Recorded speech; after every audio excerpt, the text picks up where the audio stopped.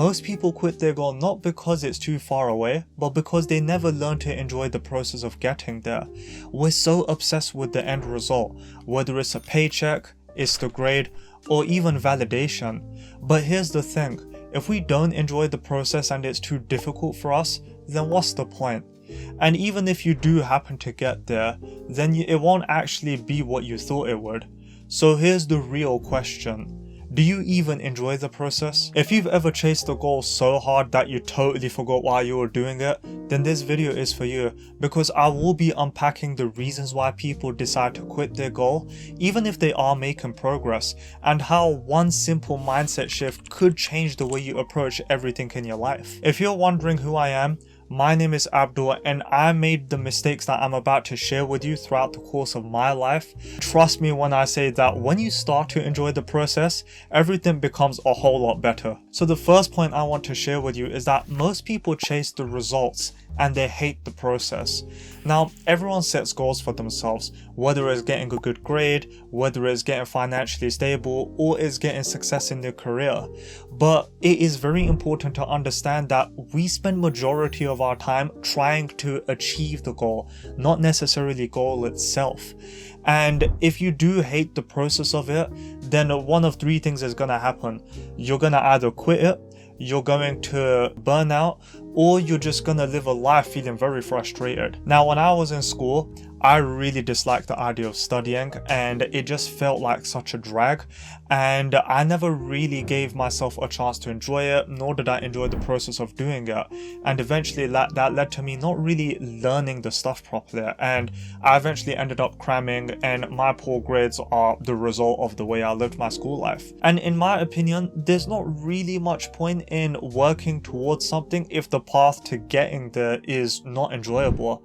Otherwise, how else are you going to stay consistent? You can control your actions, the effort you put towards something, and the mindset that you have, but you can't control the outcome. Oftentimes, we tend to link the two together.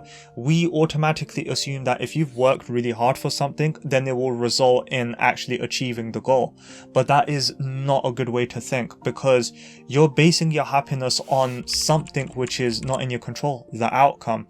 Whereas you should be focusing all your efforts and your happiness on the process and the amount of effort that you put towards it.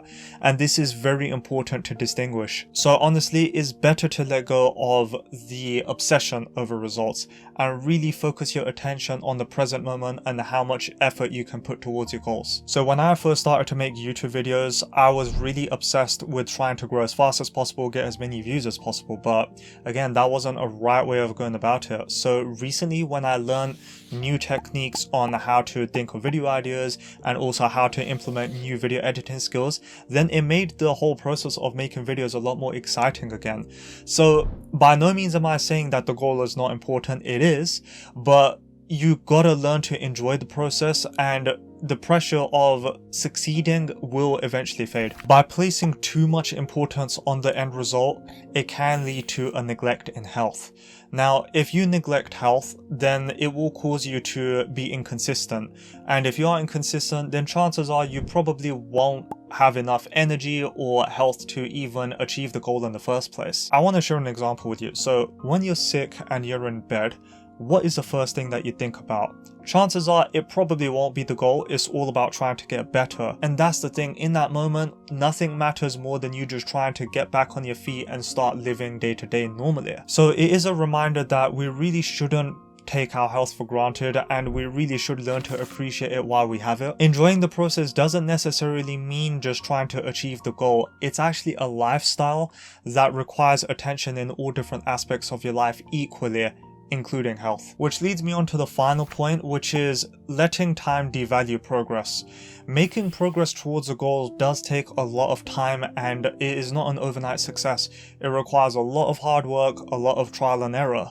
So if you aren't there in a particular time, then that doesn't negate all the progress that you made throughout the journey, nor should it devalue the journey itself. You are still growing, so continue to implement the new skills and develop them a lot further, and be reasonable and realistic with your timeline also, because I realize that this does help to reduce disappointment when things don't exactly go your way. I've been working on my fitness for 9 years, and I have seen a lot of results.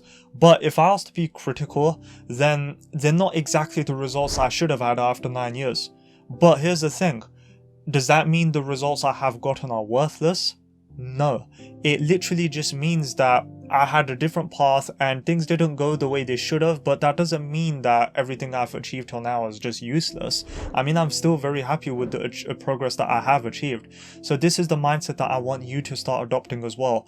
By appreciating how far you have come, it will motivate you to keep going on the journey, and it will hopefully lead you to enjoying the process. Now that you're aware of the different types of mistakes that can be made, I think it's time to make a mindset shift and really start to enjoy the process of whatever goal that you are trying to achieve.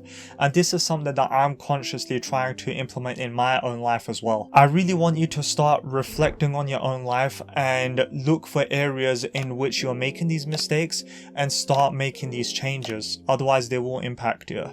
If you're interested in getting to know a little bit more about what my thoughts were like while being unemployed, then be sure to check out this video over here if you would like. Thank you so much for sticking around and watching, and I'll see you in the next video.